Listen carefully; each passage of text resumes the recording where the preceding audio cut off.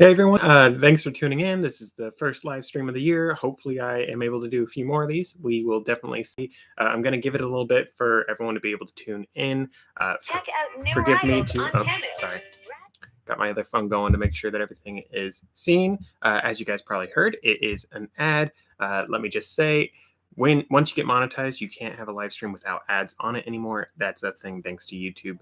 That's a thing I guess they did more recently. Right off the bat, though, guys, I want to apologize. You're going to have some disturbances through this video. My family's home right now. It is incredibly cold where we are. In fact, because it's so cold, my computer decided to take first stinking ever to get started up. I wanted to have everything set up and squared away a half hour ago. I've been fighting my computer for a half hour for this entire time, so we'll see how that goes. Excuse me as I make sure sound's going. Okay, sound is good. That's the reason why I got the phone going with everything, is just make sure we don't have everything explode. But again, guys, if you guys have any questions, be sure to ask them in the live replay chat thing. Sort of, if you're on your phone, it's down there. If you're on your computer, it's one of those directions. I don't know. I don't keep track anymore at this point. But thank you guys for tuning in. This is, again, just a live chat, and I'm going to answer whatever questions you guys have. It doesn't have to be books, but I sort of am a bookseller, so that sort of is what I know a little bit more about. Thank you, Monica, for tuning in. You're the first other person here, minus myself and myself on my phone. So thanks for tuning in. Yeah, it's pretty stinking chilly. Are you guys cold down in Louisiana? I sure hope not. If it's cold down there, then it's the end of the world. But yeah, I don't know how cold it is right now. Doesn't look as bad as it was a couple days ago. Yesterday it was the coldest I saw was 18, but that was like at midday, the heat of the day. So I would not be surprised if it was a lot colder at night. Pretty stinking cold. It's lots and lots of fun. Really chilly, as I already have said 15 times. It's so cold. I was thinking he was about to poop out on me. I was like, come on, buddy, don't do that. But with that said and done, though, I'm just going to start answering whatever questions you guys might have. 26 degrees down in Louisiana. That is pretty stinking cold. Oof. Yeah, we were promised several feet of snow. We only got a couple of inches, so luckily we did not die. But it ended up freezing over, and now it's just a giant ice sheet. Luckily, I bought some crampons last year after that ice event, but hey, I should have bought them several years before because we've had ice around here for decades. So with that said and done, though, let's just get right on into things, start talking books. So first book thing that I want to talk about is actually not a book. So guys, excuse me as I actually hop on up and grab something that I actually recently listed for sale. I have it going up as an auction, so excuse me 1 second.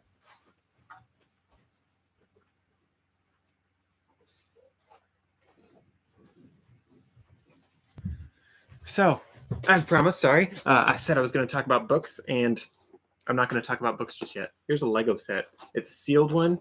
As I've learned, believe it or not, sealed Lego sets, like factory sealed ones, the ones with the tape, those are actually worth some pretty good money. I was actually pretty shocked about that.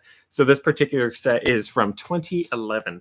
I got it back then, never opened it because I was like, I don't really like this set very much. I want to see what happens with it, because back then I was looking at all these older sets that were sealed from a decade prior, and I was like, I think I could get more money for this one than what other people are buying and selling it for. I want to say this set was worth, like, I'm going to say 20 bucks, somewhere between 15 and 25. So let's just say 20 bucks. Right now, the average sales price for a sealed one on eBay is 130 bucks basically. So I was like, well, I guess I'll finally sell it. And excuse me for the light, as you can see on my face. The sun's right there. Can't avoid that. That's why I don't do a whole lot of live streams early in the morning. But that Lego set right there, guys, I have it up for an auction on eBay right now. And let me actually pull it up just so I can get some accurate information for you guys, as in accurate to this very second, because last I checked there was like 20 watchers or something on it. So it's like, oh, just slightly popular for something that I just listed last night. I wanted to do a bunch of listings last night, but because it was so cold, and once you get cold enough, you like get no humidity. Once you get no humidity, your skin splits. So I actually had my thumb split open. I was like, oh, I can't really take photos anymore. Okay. So here's this particular listing. Let me just confirm that it's not showing anything too important. Okay. So come on, show us. Well, it did show a little bit if you guys could really read that one, but it's 48 views with 23 watchers. So half the people that have seen it are already watching it, which is pretty interesting for something like that. For me, guys, you know, I sell antique books. Antique books, they just You list a whole bunch of them, and eventually they'll sell, but you only get like 10 watchers every now and then for some of the more rare ones that you might come across. Like some of these, like this rare coin one, I haven't listed this one, but something like this book, no one's really going to be looking for this particular rare coin book. So you'll get like 10 views a month or something like that. But once it finally sells, it's going to sell, which is pretty nice. Something like this with this Lego set that I showed off a second ago. A lot more popular Legos. People love Legos, especially Lego Star Wars ones, guys. Those are something like I've looked at buying a bunch of Lego sets before just for the sake of resale after a few years. Because, guys, again, this set was worth between like 15 and 25 bucks. I don't remember for sure. And now it's worth over $130. It's been, let's see, 13 years. That's a pretty good return. And current bid right now is 16 bucks for my particular one with just 3 bids. But again, the average one is 130 bucks for that. With that said, though, we have our first question for the live stream. So let me just read that one right quick. Been sourcing many books for the past year, sorted, cleaned, semi-organized, and comped some many genres. What genre would I begin listing? So congratulations on getting so many books, especially on getting them all sorted out. That is a huge struggle. For me, once I get a lot of books, I try to, like you said, you already clean them and organize them a bit. For me, the first thing I do is actually maybe a little bit of organization to get it into absolutely filthy books that I don't think are worth a ton versus books that I think are worth a little bit more and absolutely filthy. And then I have on and on from there. The filthy ones, obviously, I set aside because they're going to take a little bit longer to get cleaned. Obviously, not every single book is worth cleaning. I actually have a set over there that I've had for a year and a half now. I can actually show you guys that in a little bit, but you are doing it in much the same way that I would be doing it. So congratulations. As for the overwhelm that you're feeling for what genre to start with. So for me, the first genre I start with 99.9% of the time is going to be like, I'm going to say nonfiction from the 1880s-ish. That's what I find sells very well for me. So encyclopedias, that sort of stuff. My best-selling genre is Christian nonfiction, especially stuff in the late 1800s. So if you have any of those, I would list those absolutely first. They sell for very good dollar. I am always pleased with how much I make on those, especially because a lot of the times I'm buying these things for 50 cents on the dollar, or 50 cents, sorry, 50 cents period, and I'll sell it for like 80 bucks or something like that for the Christian antique fiction. So sorry, nonfiction. So that's totally awesome. Following that, I would do stuff like encyclopedia sets because I find those do very well. Other sets in general, I always try to list a little bit early as well. Again, sets just sort of do better than others. And it's also just sort of nice to have. You have a giant death pile this tall and a set represents this much of the death pile. It's fun to sell this many books, even if you're only selling it for 50 bucks, whereas one book might sell for 50 bucks otherwise. It's always fun to sell this much of a stack for that much, because like you're looking at your shelf, you're feeling that overwhelm, you're like, oh, I have 100,000 books, and then all of a sudden you sell it and you're like, oh, I have giant empty space now. So I recommend starting with sets as well. If you have a lot of sets, work on listing those things out. It's so stinking well. So you have a ton of old religion books. Perfect. Those will do very well. And tons of cookbooks. So I've mentioned before that the lady Mel from Back from Burnout, she actually does a whole lot of new books in her eBay store. So I recommend subscribing to her channel. She has some really good stuff.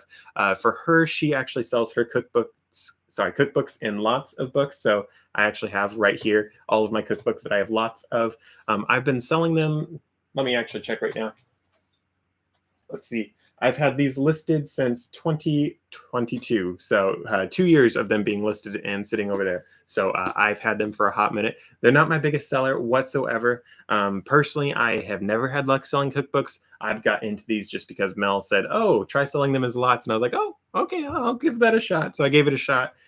Not something I'd ever want to do again. However, there are occasionally antique cookbooks that do sell for pretty well. I have an interesting cookbook set right here. Excuse me. First off, before I do a cookbook set, here's an interesting one. So it's the White House Cookbook, and it's the 1887 edition. I think that's pretty dandy. This one's not actually from 1887, though, but it's a reprinting. But it's a really pretty reprinting. Pretty cool. Not what I'm talking about, though.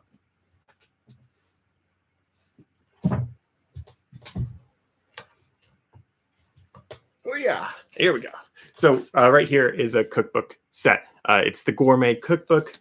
These, as you can see from the text block, they're not very old, but I saw some sets like this one selling for like 20 bucks or something like that when I was listing these. So something like that could be worth doing. Again, I've had no luck whatsoever selling cookbooks individually or as lots. Of course, I can't say I haven't had any. I've had a tiny bit of luck selling the cookbooks individually when they're antique ones because there is some high demand for some of those. But by and large, I avoid cookbooks altogether. I might glance at them when I'm buying, but by and large, I just am like, well, I've had no luck so far. I've tried selling them as lots, still no luck. And I'm selling these lots, guys, for let's see.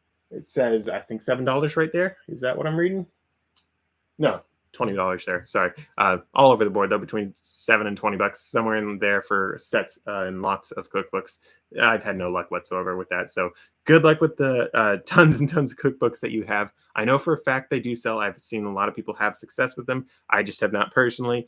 Maybe it's because my eBay store, being the Antique Book Collective, sorry, not Antique Book Collective. Let's say that's my eBay store name because it basically represents what my store is, though. I do antique books. Maybe I don't have a lot of people that are into cookbooks themselves following my store. So that's just what I think could be the case for me.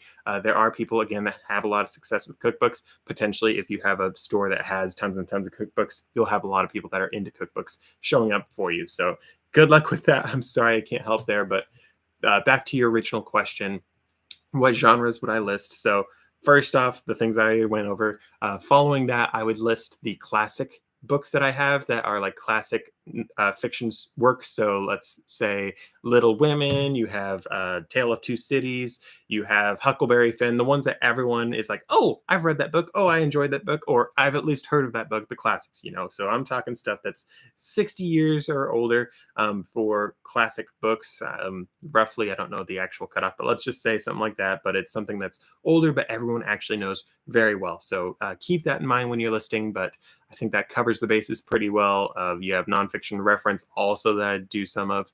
But basically, if you have a sense of overwhelm, try to list the bigger books first. I mean, it's sort of like, you know, with Dave Ramsey, I believe. He has the entire thing of pay off the smallest debt first for what you have, because then you have the whole debt pileup. You have 100,000 debts. If you start paying them off, even if it's like a dollar here, a dollar there, it really makes you feel like you're getting some good success. So if you start listing off those big sets of books, that big set of books finally sells, you get a whole shelf back. I think that's something that could be really, really nice. You have lots of classics too. Need to process those. Yeah. So not every single classic book that you will come across will sell. I will say a big warning with that one. The problem with the classics is they're classics, and because they're classics, everyone has made like their own edition of it. So guys, let's think about movie franchises. So Grimm's fairy tales. We've all seen lots and lots of movies based on the Grimm's fairy tales. In fact, Disney makes an entire business of selling it. And the thing is, they're so popular that they basically know that they're going to make money on it. Same sort of thing goes with book publishers. Everyone knows you're going to make money if you're selling an antique version of Moby Dick, or even any version of Moby Dick. It's like, oh, it's a popular book. It sells itself. That's the really nice thing about some of these classics. They sell themselves. But because of that, when you're one of us antique booksellers, or just booksellers in general, well, I have 15 copies of Moby Dick. What am I going to do? I don't actually have any copies of Moby Dick anymore. I don't think. I think I sold my last one a couple months ago. I haven't found another one. But that is definitely a hazard of selling classics for me. I don't try to sort those out or try to pick them out, hunt them down. I don't try to do that per se, but I will pick them up if they're cheap enough. And if I'm like, oh, I think this one will sell. So there are a lot of issues with that. All of it basically boils back down to how I say in like all my videos, be sure to look up your books before you buy. It's the best way to make sure that you don't lose your money. If you're looking these things up as you're getting everything and you know it's worth $10, $20, it's worth doing. And with that said, let's throw aside everything that I already said about what genres I'd go after first. That's sort of what I would do if I am just listing them. I don't know the price, but let's say you looked these things up on your phone beforehand. You know the price. First thing I'd list is going to be the most expensive books, or the ones that I feel like are going to sell the fastest anyways, because it's just nice to get that original return on your investment. With that said, let me check my sound. Yeah, okay. Sound is good.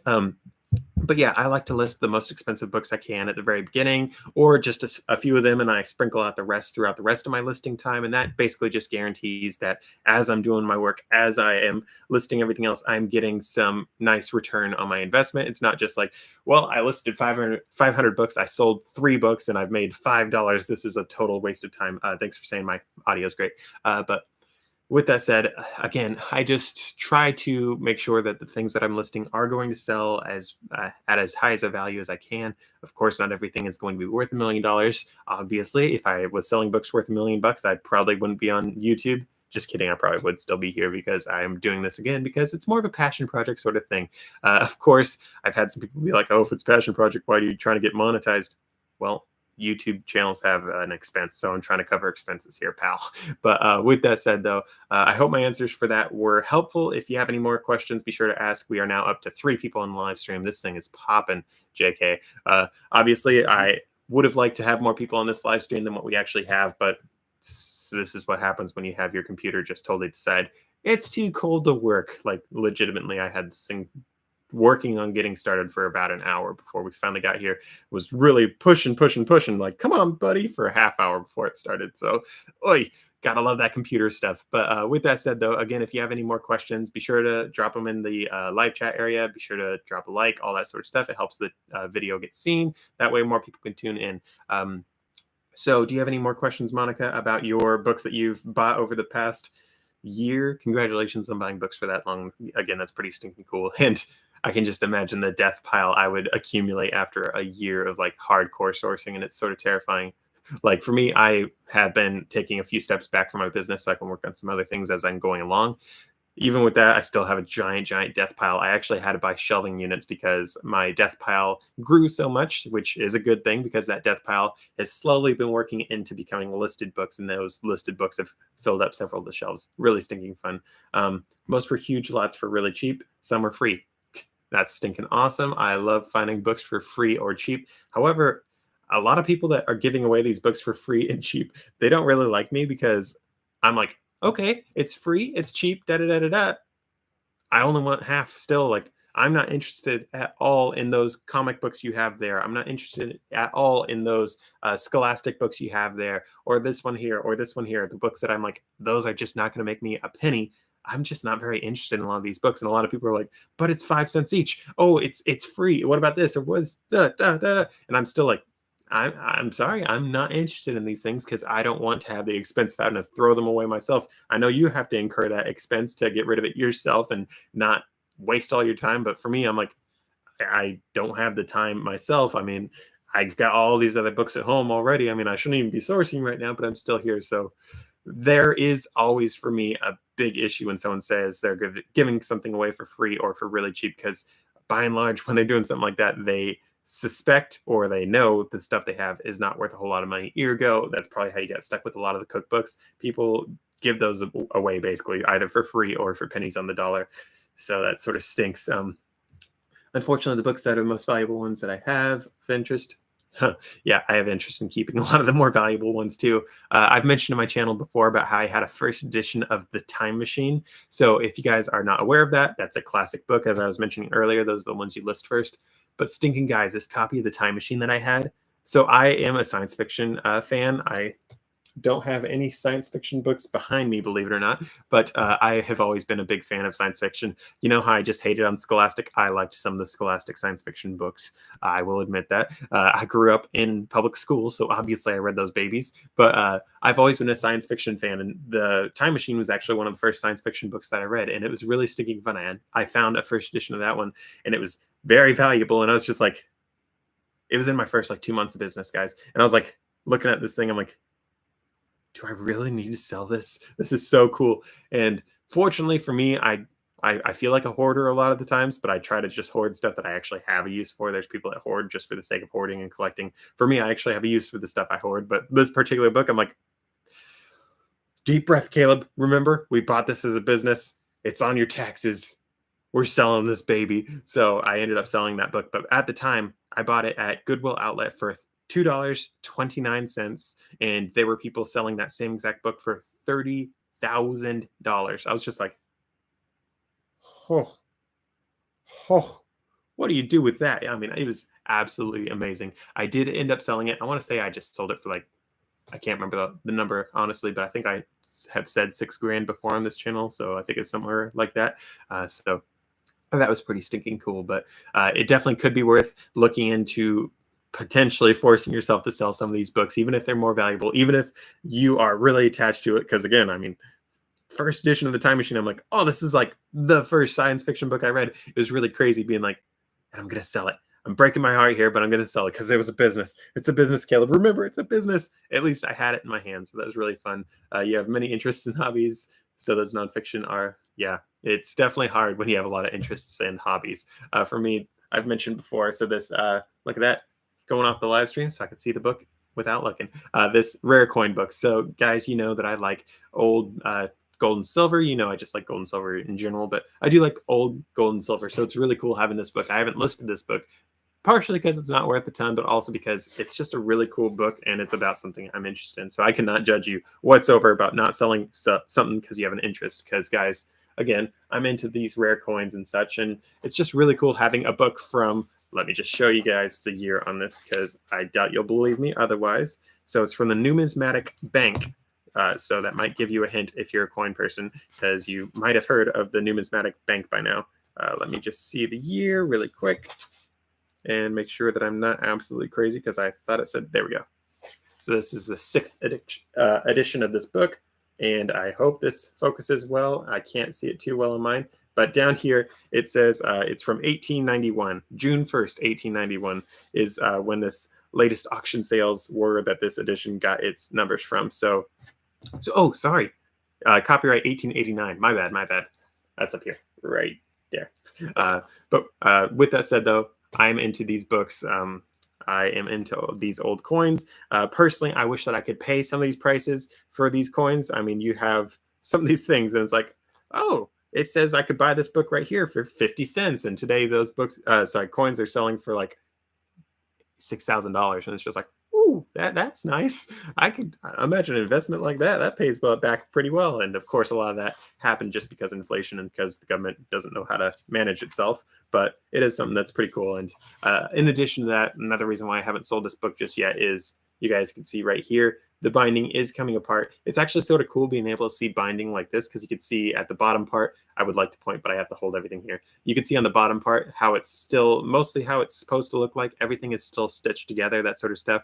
But on the upper part right there, you guys can see that it has come apart. These signatures are loose. So that is obviously making it so the book is not in one piece, and that definitely hurts the value of a lot of these books. So that's another reason why I haven't listed this particular book just yet. I keep on thinking, oh, maybe I should try reselling these. It's not the end of the world if you have to resell books. It happens quite often. There's lots of videos on YouTube where people actually go about the repairs of books. For me, I actually bought some cotton thread that was as close as conservator style as I could get. I actually bought some upholstery needles. I found upholstery needles actually worked better than normal needles for stitching up books. Of course, I still have some actual normal needles for this. Excuse me as I actually go grab that for you guys. Excuse me for one hot second.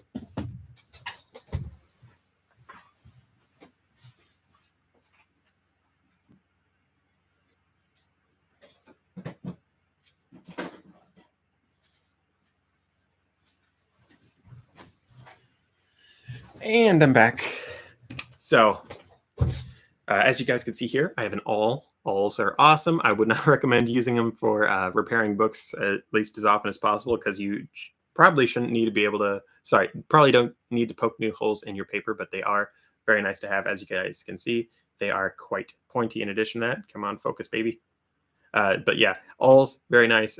You probably don't need them. Something you will need for your antique book business is something called a bone folder. I have it over there. You guys could just Google it. I don't need to show you guys. But I do have an assortment of needles. So these are the upholstery needles. They have a nice curve on them. Makes things pretty nice for that sort of stuff. I have some large normal needles, and I have some little baby needles.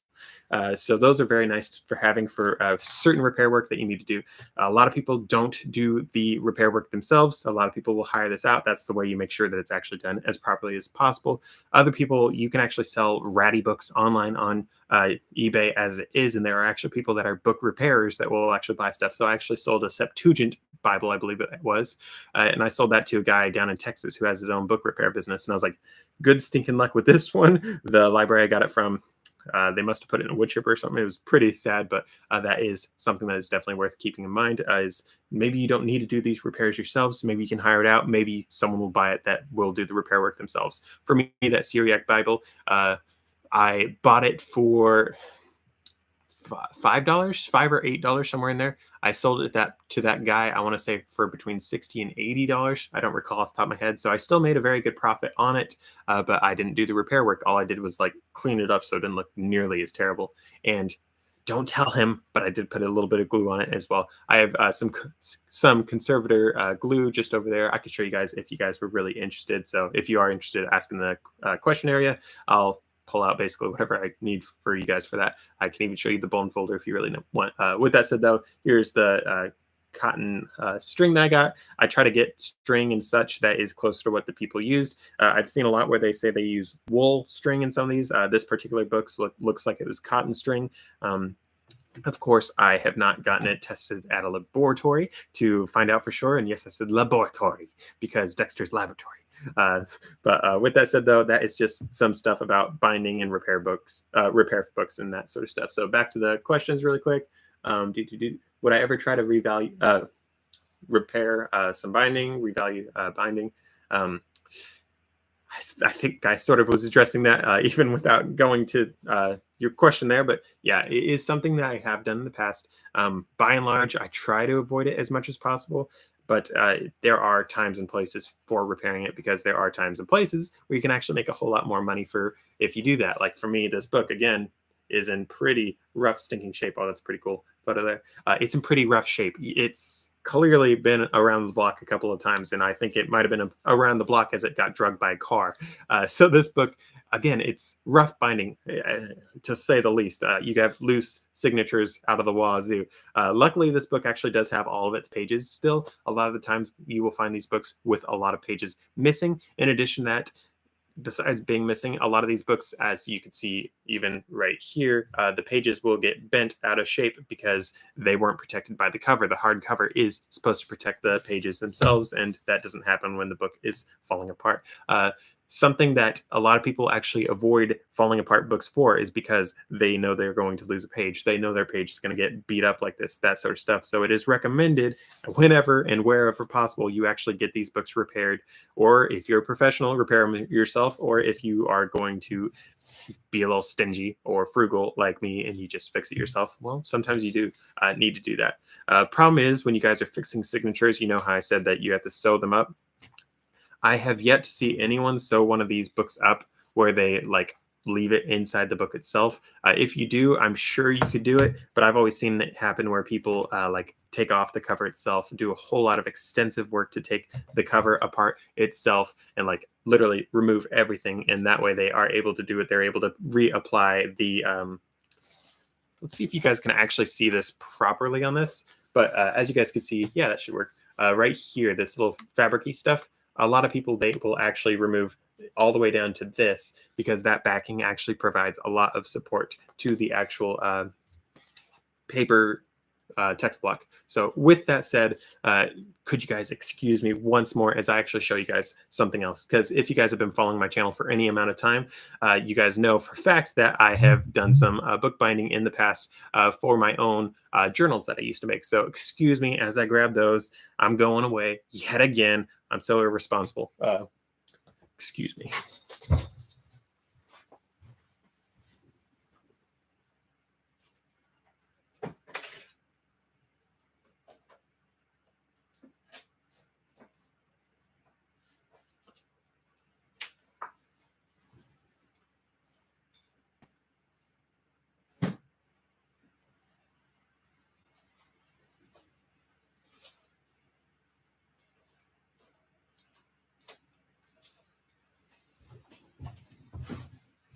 All right, I'm back. Excuse me. So as you guys can see here, I came back with a stack of books and some other things. So guys, these right here are just the text blocks. I folded them all myself, that sort of stuff. I'll show you guys some more about that. The reason why I'm showing you this is it's really, really, like if you guys are doing book selling, what's so sticky ever? I highly, highly, highly recommend you guys binge watch some stuff on binding old books. The reason for that, again, is because there are some times that you need to repair these things. This is my finished product that I was selling. I'm no longer selling them because I sort of like them. And also I'm trying to keep track of them for, this is a business that I hope to restart down the road because it's pretty stinking cool. Buffering, lots of fun. Yeah, hopefully it's not according to my phone, I got the live stream. According to that, it's not buffering just yet. Let me check sound really quick. I do have sound. Okay, good. Now that's good. I wouldn't be surprised if it was my fault because my internet is not great because, again, it was so stinking cold. Everything over here is sort of frozen up. But with that said, though, here's the finished product. Holding on them, not selling them right now. But the reason why I show you guys that is just so you can know what that can look like. It can look quite professional. Here are my text blocks right now. I just got informed that there are ads coming up, so forgive me, guys. But here's the text blocks right here. It's nice because I actually have this top one here, which is basically complete. The last thing that I would do for this particular one is actually put it directly into the book. I have covers over there. You guys don't really need to see a cover. I should have pulled it up though. But the fun thing about the covers is it's much like how you actually make books. Guys, I straight up studied and studied and studied how they used to make books back in the day so I can make these journals as good as I could make them. There are improvements I would make onto these journals after more of research, after more spending time with these books. But these journals are quite close to what you will find for a lot of the books that you are coming across in your business. First things first, though. So these pages, the text block itself, again, this is a lot like what you will come across in your own books. I have the main pages, which are just a normal text smooth. They're not going to use text smooth paper in a lot of these old books. They're going to use whatever paper they had, but they will have usually a thicker paper on the end. This is where it attaches to the book itself. Oftentimes, you'll actually have several pages that are absolutely blank in a lot of these books.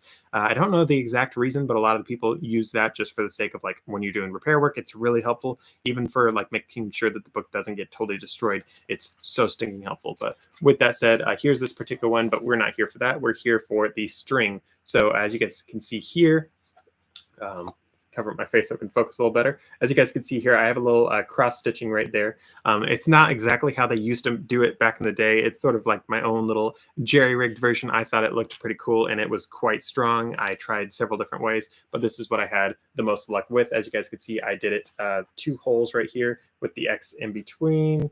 Excuse me as I cover my face again because it sometimes helps it focus. Not this time though, but that is how I did that. And then once that was all done, I actually covered it with a ribbon and I would glue it all together. And that is similar to how they used to do it back in the day. Of course, none of this stuff is exactly how they did it. Some of it's modernized, but it does give you guys a good idea of what they used to do. And it does definitely help for when you guys are doing repair work on your own books. I didn't expect this thing to go the book repair route, but so far it has. With that said, though, I also I tried buying this really cool ribbon sort of stuff. I'm not sure if it's even a ribbon, but it's like a ribbon tape sort of thing. And I was like, oh, maybe this will work. And I tried this out. Didn't have much success with this one. So I actually ended up finding at an estate sale, believe it or not, I found a lady who was selling like some actual like ribbon for sewing stuff. And this ribbon, guys, I had the most luck with. Obviously, I'm not going to guarantee this one is acid free because I bought it from an estate sale open box. But it was like, oh, this looks like exactly what I want to find for what I'm looking for. I bought cheesecloth. I bought all sorts of stuff. That was like, oh, maybe this, maybe this. I did not buy any suede leather for doing the actual backing of the text block. I have seen people use leather for that. Personally, I never got around to it. It was on the docket of things to test, but by the point I actually got to the point that I was going to test it, I was like, I'm going to actually shutter this part of the business for the time being. The fun thing, though, about that is the denim for those journals was actually used denim. I got it from Goodwill Outlet, washed it up like 5 times on sanitary to make sure I got the stink out. But it was really fun because it was like, wow, this is really sustainable, but it's also really cool looking. I love the rustic look of it. So that was that sort of stuff for that. Hope it addresses your guys' questions. There's a lot of other things I could talk about with book repair, book binding, that sort of stuff, just because, again, it's pretty interesting and it's really necessary to know if you guys want to do any of your own repair work. But guys, let me tell you, I'm not a professional book repairer. I didn't go to the colleges they have for it. They have colleges for professional book binding and rebinding, that sort of stuff. I didn't go to those. There are people that did that. I tried my best, though, to study under those people. But with that said, while I was over there, I did grab my book bone folder. So guys, this right here is a bone folder. They come in several shapes and sizes. Personally, I am a fan of the ones that have the pointy end. As you guys can see, this end is not the pointiest one out there, but I also love the round end, and I love the length of this one. This one, what is that? 7 inches, 6 inches, somewhere in there. Not too terribly long. Actually, let me check. Oh, closer to 8. With that said, though, it is pretty stinking nice to have. Personally, I would recommend finding one that looks like this. It's called a bone folder because it's actually made out of bone. it's the best thing stinking ever, guys. Like, I cannot recommend this highly enough. I think it was on Amazon. Again, highly recommend this. You guys need this for your business, because it helps, like, if someone dog ears a page, or if pages just get folded, these are like some of the best things ever to like unfold and refold stuff properly. It is so stinking nice. Like, don't ask me how it is different than normal folding, but it is. It's really nice because you can apply some really good pressure. So let's say this is the page, you can apply really good pressure because you can get on it a little bit more. That is something you can't really do when you're just like using your fingernail or your thumb to do it. So again, get yourself a bone folder for this. It's really helpful. With that said, let me just check out questions really quick. Oh, your seamstress, congratulations.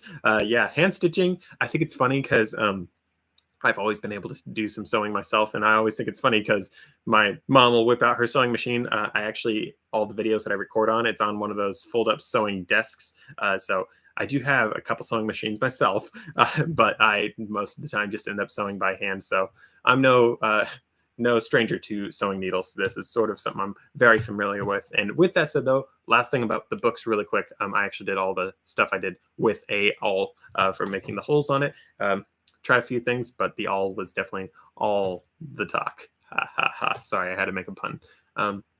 You have sewing notions that are, yeah, that's interesting. I didn't know they had stuff like that for sewing. Sewing Notion. I've never heard of those.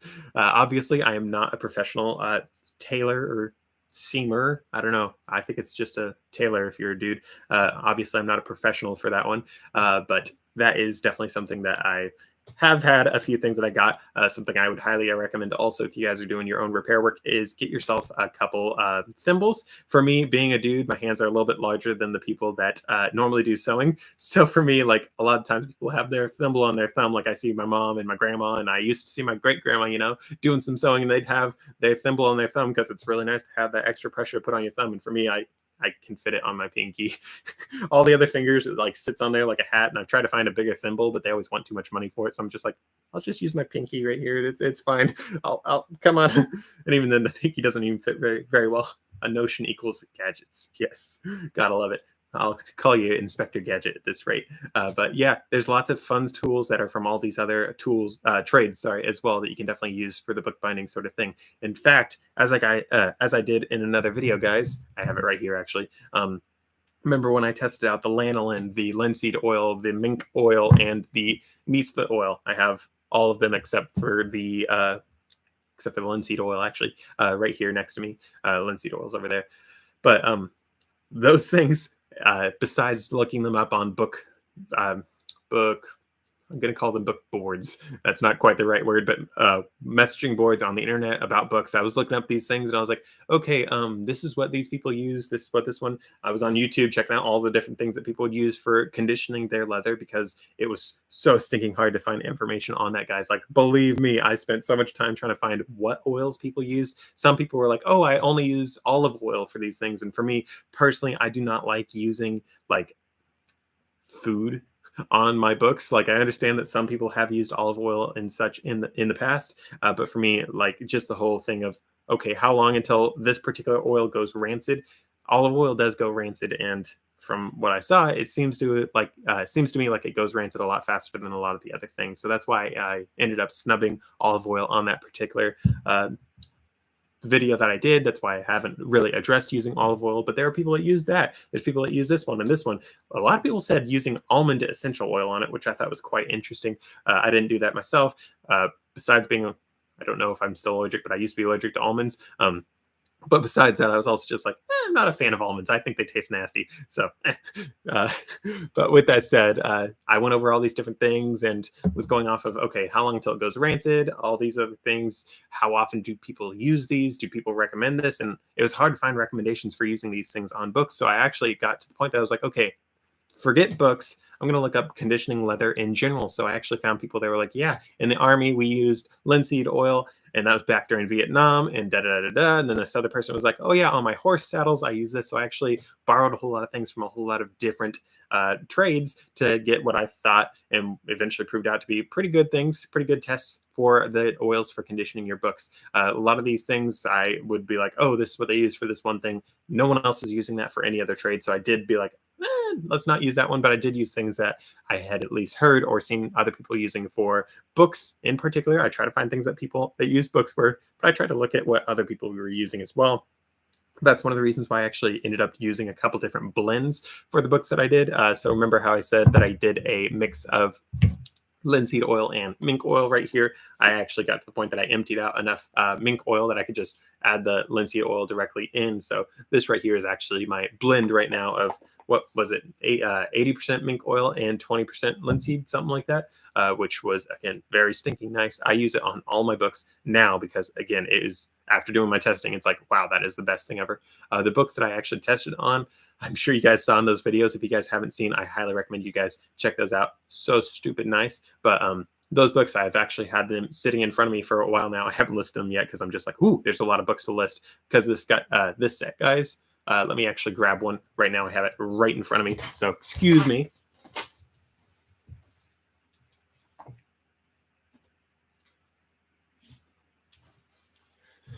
So guys, this set of books that I did the oiling on, I have, again, they're sitting in front of me.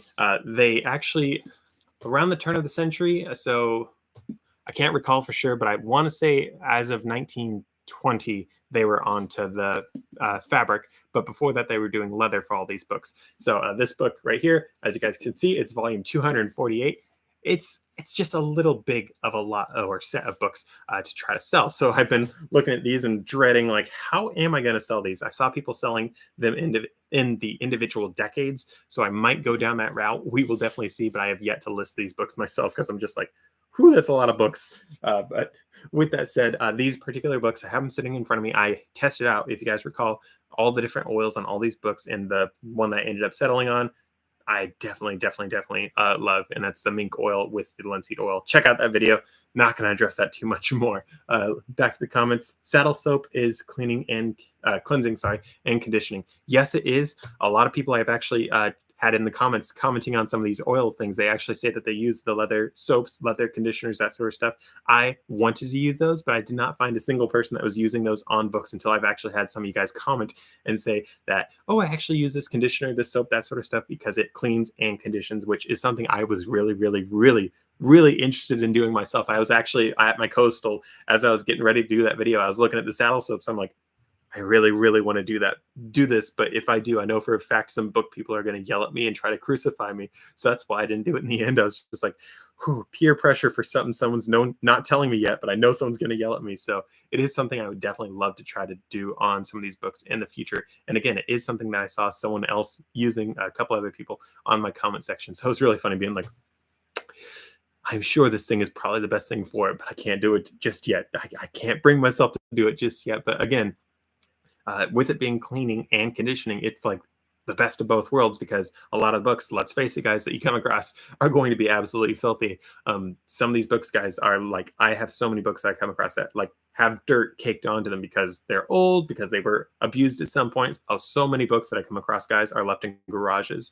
A lot of books that I come across, they actually, if you open them up and smell it really close and you're just like getting a little high on that old book smell. It's funny, a lot of these books, you actually can smell the soot because they were actually in areas that had like a fireplace, and those fireplaces, guys, they murder the leather on your books. I actually want to do a video on this in the future, but the problem with fireplaces, for books at least, I'm not going to get into the whole global warming, let your private jet burn all the oil you want. It's fine. I'm not getting into that. But the problem with fireplaces, if you have your books by them, or even in the same room, is fireplaces.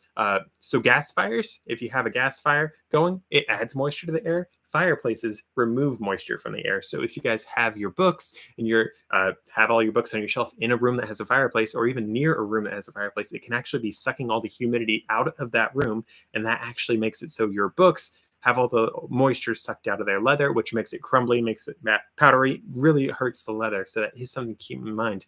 A lot of these books, guys, again, that I can come across that I can smell have the smoke on them, the ones that have the leather cover and smell like smoke, it is almost every single time. In fact, I would say every single time, because I have yet to have it not happen. I'm saying almost, though, because I'm sure some of you guys have had it. But I've had every single book I've come across, if it smells like smoke and is leather covered, the leather is in tatters. So for those particular ones, I actually would Honestly, I want to get a spray bottle for this, but so I can like really lightly apply it. But I actually started all these particular ones. I lightly with linseed oil would go over, especially the book Hinge. So excuse me, really quick. So the book Hinge, I would go over the book Hinge on these books. So that's this little fold right here is the book Hinge. I would go over that first with linseed oil, and that was just so it wouldn't crack on me as I continued my work. And I would go over it with linseed oil first because it was the softest, most penetrating oil that I had that I trusted to do with my things. Because these books, when you're having them that dehydrated, that rough, you really want to make sure you get them as hydrated as possible, as quickly as possible. Don't overdo it, but that is what I would do initially. And then I even did like a light thing of linseed oil all across as much as the sorry, been a long live stream so far, as much of the cover as I could, especially on the edges, the places where it was the most brittle. I tried to get those softened up as much as possible because, guys, when leather is old enough, it is the most brittle, soft, fall apart thing you can possibly come across. With that said, obviously, you want to make sure that you're doing this as carefully and as professionally as possible. Honestly, I don't think I would have sent these particular books off to a professional rebinder, repairer, that sort of thing. And not only because these books weren't very valuable, but because I honestly don't know if they could have made the shipping, because these things were in absolute tatters. A lot of these books that I'd come across, guys, like, it is rough and scary how bad some of these books get. So I actually do like to condition my own books now that I've learned how to do it. But again, I really want to do it with saddle soap. You've had a few boxes of books that were so bad you couldn't really ruin them. Yeah, I know that feeling. This particular set I actually bought because I was like, these are so bad off, I'm going to experiment. So yeah, I 110% understand where you're coming from with that. And with that said, a lot of you guys, if you are scared about doing this, there are so many books out there that are worth basically nothing that there's 1,000,005 other copies of. And while I don't recommend ruining books, there are some books that you guys can experiment and not really feel terrible about ruining as you experiment. Of course, be careful as you experiment. Hopefully, you're able to save the book, but let's face it, you can't always save a book. So try to test it out on less valuable books. That's something I always have and always will recommend, but I don't recommend it too loudly because someone's going to yell at me. But yes, 110%. Totally experiment with things as much as you can. And yes, I understand 110% about autocorrect. Autocorrect is sometimes made of the devil because it likes spell correcting stuff that's not even wrong a lot of time too. With that said, though, back to the final thing about repairing books. Besides just being careful, try to be as conservative as possible on what you do for repairing books. Don't go out and try to rebind the entire thing if you're not a professional. Don't go out and try to douse the entire thing in oil. If you think, oh, this book's really dry, I'm going to like wrap up the text block and like dunk it in motor oil for like a month. Don't do that. Be as conservative as possible. Try to conserve everything you can and don't ruin what you got just because you think it might help. Of course, there are some things that you guys can test out with. Do that as much as you want. Do it to your heart's content. But there are some other things that you really got to be very, very careful with, like putting oil on a book. Well, let's face it, that is insanely risky. If you get that oil on the pages, those pages are basically stained for life. It's not good. So obviously you want to be as judicial and conservative as possible with that sort of thing. If you guys have any more questions, be sure to drop them down here. In fact, there's a little message for you guys. Got it as control copy and control paste because I'm very technical. As you guys all know, I'm a tech geek. Yeah. Who just happens to never have computers work for me. Whatever. With that said, though, guys, do you guys have any more questions for me? We've been on this for 48 minutes, so thank you, Monica. You've been here for the entire stinking time. That's pretty impressive. A lot of people have tuned in and left. But with that said, do you guys have any questions? I have stuff back here. I have a wonderful whiteboard here, obviously. I have a computer there. You guys can see all these things. This scale is pretty cool. That scale I actually got for free, and on it, let me point directly. This right here is actually some mink oil. It's got rubber in it, so it's not made for books. But that's actually some mink oil for loggers. And my great grandpa was actually a logger, and that is either my great grandpa's or my grandpa's. I know for a fact my grandpa did own it, so I'm just curious though if my great grandpa did own that one as well. But it's really cool having that back there. If a desk jacket is badly ripped, would I tape it? No, I would stinking not. I've said this in other videos, actually. I hate tape with a burning passion in old books. For me, the old tape that I come across is tape usually from like the 60s, and that stuff, it turns incredibly brittle.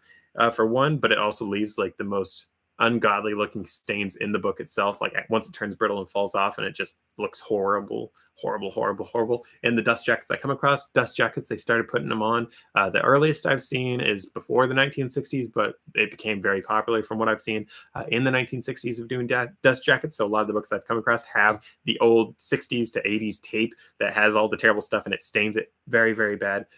For me, when I have dust jackets that are ripped, I take the photos of the book. If I can, I have the dust jacket on the book and I specify, hey, the dust jacket is in tatters. Here's the thing. And then I actually take the dust jacket out. I've seen a lot of people do this, actually take the dust jacket out and then I put it on the inside front cover. I've seen some other people do it on the inside back cover, but I like to do it on the inside front because once I sell the book, send it off to the person with it on the inside front cover, it's protected by the cover. I don't leave it on the outside because, again, it can get damaged outside. So I try to protect it inside and I have it folded up in there. That's where a lot of people end up storing these things is inside the cover anyways because they just get damaged. I don't like dust jackets myself. All the books that I ever have read, I take the dust jacket off. I toss them aside. I don't actually toss them because they get damaged so easily. They're stupid. But I take them, set them aside, and I wait until I finish the book. And then once it's finished, I actually put it back on, put it back on my shelf. But with that said, I know I just said I hate dust jackets so much. I will admit, I love dust jackets for what they do for the book itself. There have been so many books that I've come across that the dust jacket is in tatters, like you said, badly ripped up, that sort of stuff. But because the dust jacket took that punishment, the book itself on the inside is beautiful. It looks brand spanking new because these dust jackets. So don't get me wrong. I don't hate them. I just don't like them. But I do like what they do. So yeah, if I come across a book that has a terribly ripped dust jacket, I take my photos with it. Sometimes with these photos, I'll actually take a picture of the book itself with the dust jacket next to it in its little pieces. And I'm like, this is the dust jacket you're getting. It's coming with the thing because it's really cool. I'm not repairing it. I leave that up to the customer themselves because I, with my experiences, hate tape with a burning passion. Honestly, there have been several times that I've actually thought, what if I took these things to a laminator? A lot of libraries, they laminate their things. My family, my dad was actually a printer, and because my dad was a printer and it was a family business, we were all printers. So there was actually a whole lot of fun printer stuff that we actually would have this laminate tape basically. And my mom, being a teacher, she would laminate every single book that she comes across and gets for her thing, and she laminates every single one. We actually helped with that back in the day. We don't do it very often anymore because she doesn't have a ton of books that she needs to do. But yeah, there's a lot of things that I've thought about. Ooh, what if I did this one, this one, this one, this one?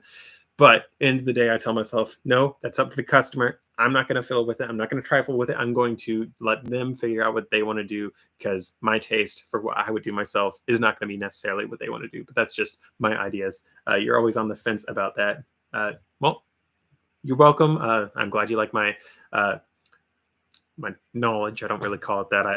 I refer to myself as an idiot more often than not because there's a lot of things I don't know. So that stuff that I just shared is my opinion, my experience. Don't know if I'd call it knowledge because there's a lot of people that are probably going to call me an idiot for what I just said there. So I always like to come in. I'm down here is what I tell people. And I might come up and prove myself up here, but I tell people expect nothing. That way they're never surprised if I absolutely fail because I absolutely fail on some of the stuff I do. Let me tell you. But with that said, that's what I would do for dust jackets, but that's what I do for a lot of the repairs that I do. Like if a book is in absolute tatters, I actually second guess, should I do these repairs on this book? Because again, I don't know if the next person to get it is going to repair the book themselves with a professional repair person. Because again, I'm not a professional. So what I do might actually cause damage. It might actually make it so the next person who wants to repair the book can't repair the book because let's say I use a specific kind of glue that let's say this kind of method and this one don't work for, and that's what the conservator is using. And they're like, I don't know, man. I don't know how to fix this. Da, da, da, da. I try to keep things that I do as minimal as possible, unless if I'm taking something that's like literal garbage and making it so it's actually presentable and sellable, which it happens quite often. In fact, I actually have a set of books. Would you guys like me to show you the set of books? So I got these books. They're still in tatters. I'm still contemplating how I want to do repairs, and they were covered and mold and junk and that sort of stuff. I have them set up over there. I'm actually getting to the point that I'm finally ready to clean them up because I've had them for a year and a half. As I was mentioning earlier, it's a set of books about Abe Lincoln. Really cool set. I want to say it's from 1912 or 1911, something like that. I can show you guys if you guys want to see those. But this particular set, covered in mold, covered in mildew. Luckily, I don't believe any of the text block has come apart, but the covers are in rough shape. but they're one of the ones that I was looking at and was like, these are absolute garbage. And I did end up paying some good money for them because I was like, these things need another life, but also because I was like, I think they might be worth a good chunk because they're Abraham Lincoln and that sort of stuff. I can't recall for sure. I don't think they were worth a ton, so that's one of the reasons why I haven't gotten to them. But it's a really cool set. You guys don't look like you're interested in seeing it, though. I understand. I'll cry a little bit. But yeah, there's a lot of things that I have come across, will come across, that sort of stuff. And okay, she says yes if we had the time. And Monica, you've been here the whole time, so I'll show you.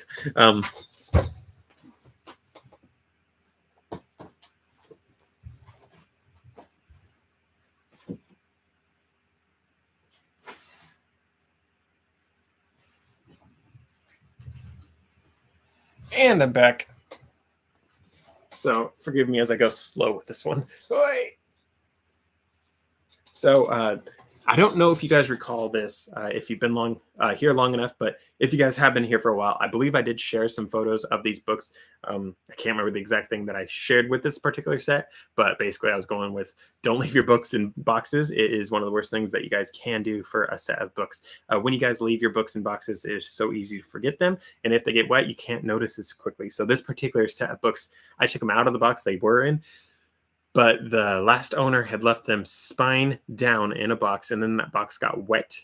I don't know how wet, but it got pretty wet, and all the spines actually ended up sticking to the bottom of the box. And when I was taking them out, no matter how carefully I could do it, you'd still end up ripping up spines. So here is the spine of one of them to give you a little idea there. Let me hide my face. But yeah, this spine right here, very, very rough shape. I have little pieces here and there of this particular spine. Here's the cover of the book itself, of one of the books. As you can see here, let me hide my face.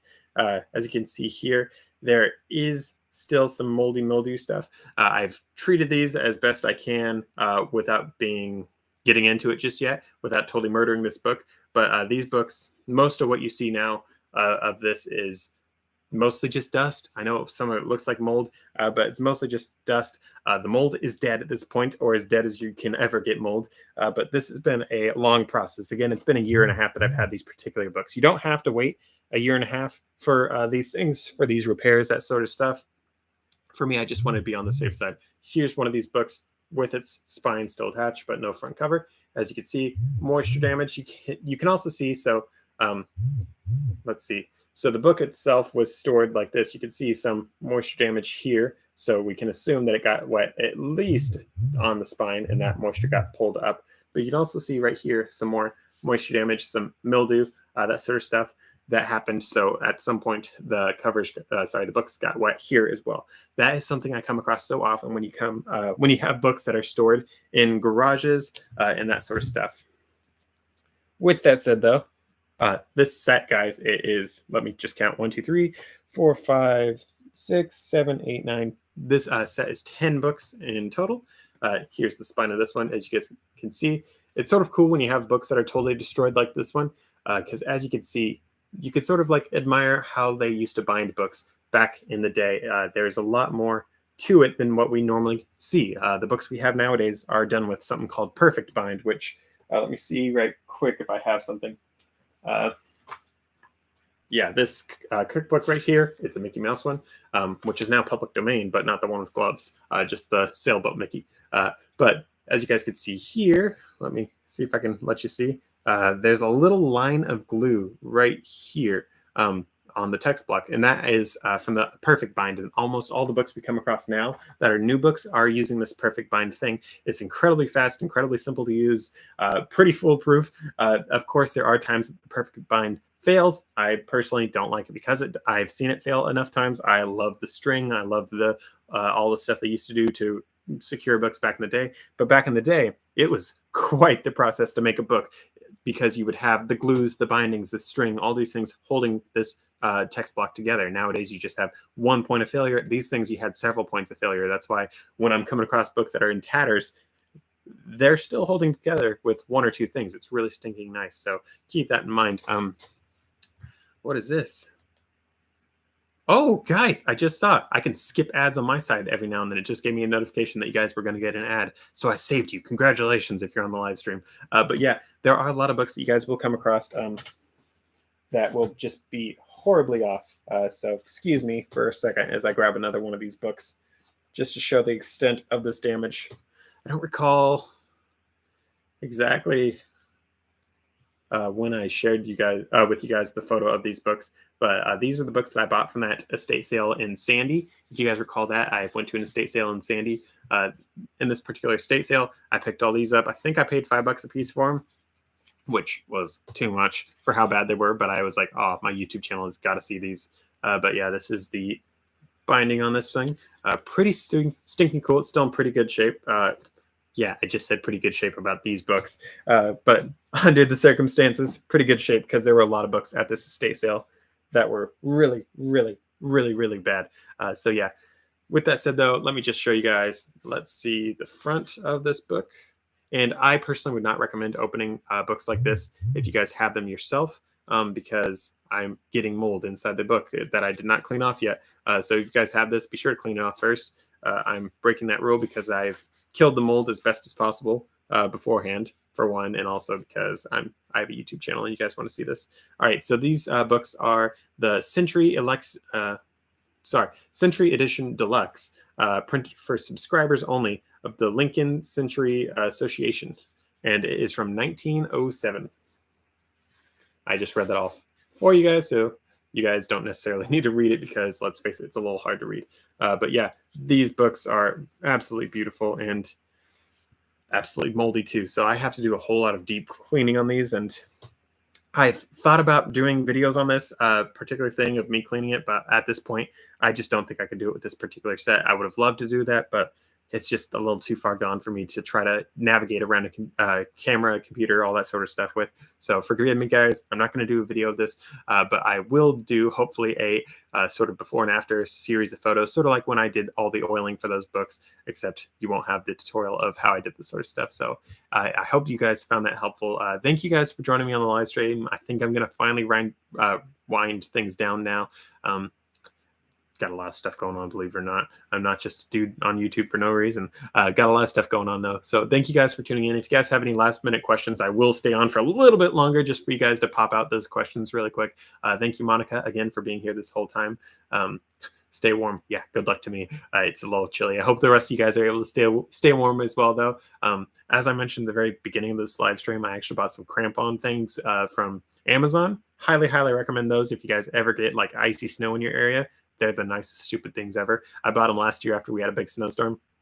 Used them now. Oh, it's awesome. I don't have any affiliate links or anything like that for them, but I'm not talking just the Yak Track things where it has tiny little tacks. I'm talking like full-on crampons. Absolutely awesome. I've used the Yak Tracks before. That's what we actually had some people using in Search and Rescue when I was doing Search and Rescue, but they did not keep up with the amount of snow that we get here. Like, you put them on, you're like, oh, now I'm only slipping a foot instead of slipping to my butt. So there's an improvement. They're better than nothing. But man, you put on crampons and it's just like, I have traction out of the wazoo.